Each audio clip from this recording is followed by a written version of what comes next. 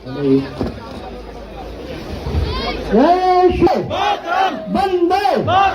वंदे वंदे वंदे जय श्री राम, जय श्री राम, जय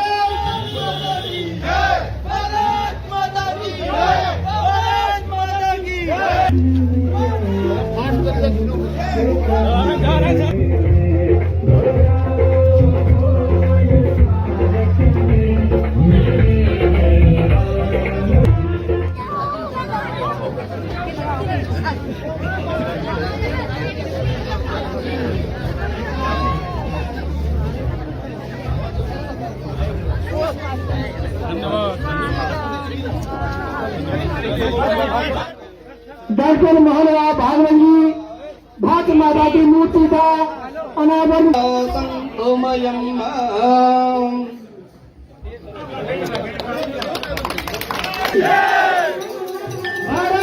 माता की वंदे वंदे वंदे वंदे वंदे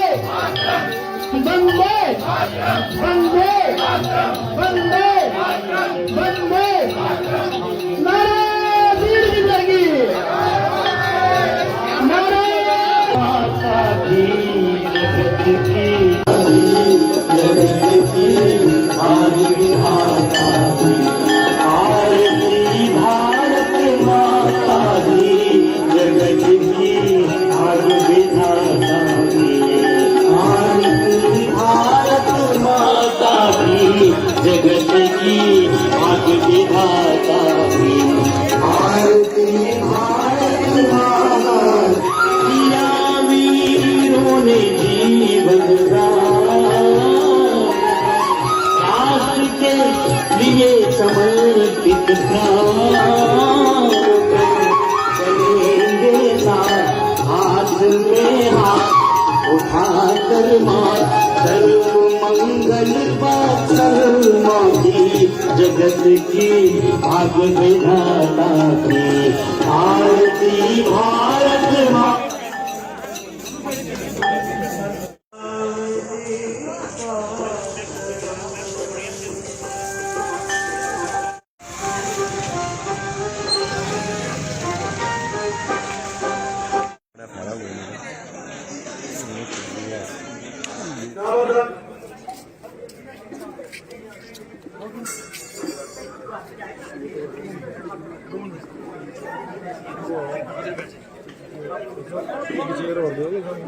कुमार जी अध्यक्ष नाबादास सभा जमगढ़, श्री श्यामलाल जी, श्री गुरु और श्रीमान मास्टर हंसराज जी। गांव में जाने में बड़ा आनंद लगता है और जहाँ संगत के कार्यकर्ता हो वहाँ और आनंद होता है। गांव इसका अपने भारत में एक अर्थ है, अंग्रेजी में विलेज कहते हैं। तो विलेज का अर्थ होता है कि एक तो जहाँ खेती होती है और सुविधाएं नहीं है।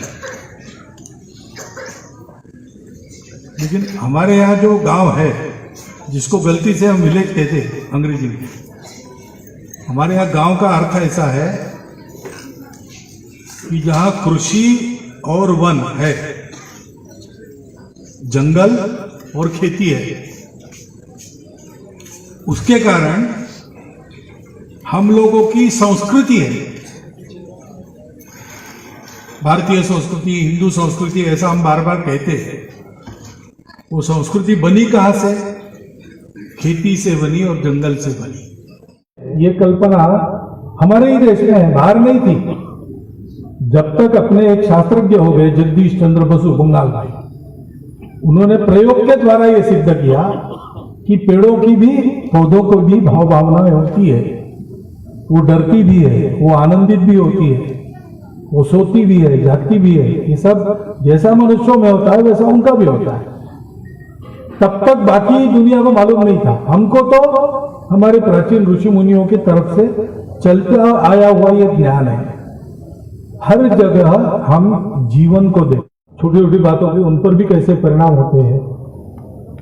नाम से बुलाने से गाय पास आती है, हमारे देश में ही होता रहा है पहले से। उधर भी गाय है लेकिन वो ऐसे नहीं करते। मैं स्वयं जानवरों का डॉक्टर हूं, इसलिए सोच समझ के बोल रहा हूं। हमारे यहाँ ये संबंध अपना बनता है कि हम गायों को नाम देते, बैलों को नाम देते, नाम से पुकारने पर वो आते हैं। ये सब धन हमने कहां से पाया? ये गांवों से पाया। तो गांव में खेती है और जंगल है, साथ साथ प्रकृति के पास रहने की पद्धति है। घर में कोई कागज पड़ा हो जमीन पर, चलते चलते पैर लग गया तो हमारे यहाँ उसको नमस्कार कर लेते हैं, क्योंकि कागज में अक्षर है, अक्षर में विद्या है, विद्या सरस्वती है। हर जगह पवित्रता देखना, हर जगह जीवन को देखना, यह स्वभाव हमारा बनता है, गांवों से बनता है। और सुविधा भी रहती है, पहले थी, आजकल चली गई, लेकिन पहले हमारे गांव में सब सुविधाएं रहती थी। आजकल गांव में विद्यालय कम है, पहले हमारे विद्यालय गांव में ही चलते थे। गांवों में हमारे यहां पर एक धर्मपाल जी हो गए, गांधी जी के शिष्य एक तरह से। गांधी जी गए इंग्लैंड में, वहां उन्होंने अंग्रेजों को कहा कि हमारा भारत आपके आने के पहले जैसा था, आपके आने के कारण और बिगड़ गया, आपने खराब किया भारत को। तो उनको सबूत मांगे लोगों ने, ऐसा कैसा कह रहे हैं? तो उन्होंने कहा भारत में लोगों को कि हमको कुछ भेजिए जानकारी।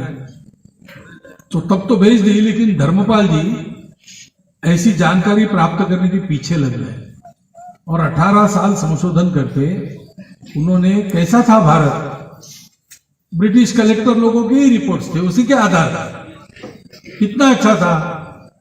तो उस समय अंग्रेजों के आने के पहले भारत में साक्षरता जो है, पढ़ना लिखना है, उसका प्रमाण 75% से ऊपर था। सब जाति वर्गों के लोग पढ़ते। 50-100 देहात मिलके एक देहात में ही विद्यालय होता था, वहां 2-4 आचार्य मिलके पढ़ाता था, उनको वेतन नहीं मिलता था। जिस गांव में विद्यालय है वो गांव चिंता कर लेता था, और एक एक विद्यालय में 10-10 हजार विद्यार्थी पढ़ते थे, सभी जाति वर्गों के लोग सीखते थे। और वो शिक्षा ऐसी थी कि वो पूरी होने के बाद अपना जीवन चलाने में और समाज में योगदान करने में छात्र सक्षम बन जाता था।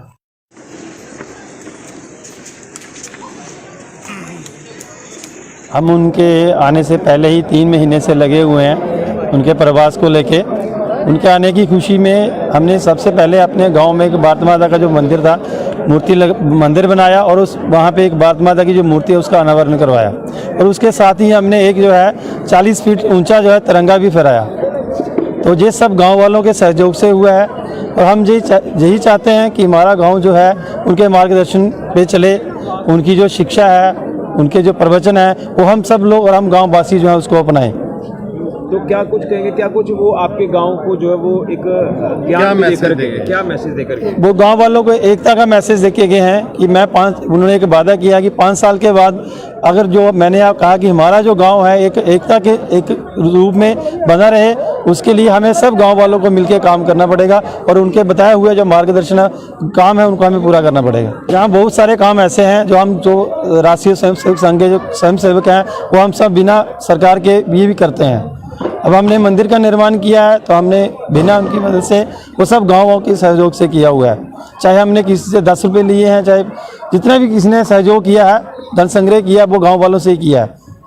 तो ये हमारे लिए बड़े गर्व की बात है कि हमारे प्रांत सह कार्यवाह श्रीमान सुरेंद्र जी की बेटी है ऋचा शर्मा, उन्होंने उनसे संपर्क किया था।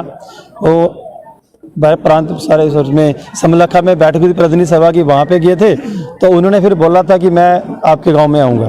तो फिर बीच में भी उन्होंने एक बार फ़ोन करके उनको याद दिलाया कि मैं आपके गांव में आऊँगा। आज आने पर कैसा लगा? आज आने के लिए हम गांव वाले बड़े खुश हैं। हमारे जो स्वयं सेवक हैं वो तो बहुत ही खुश हैं।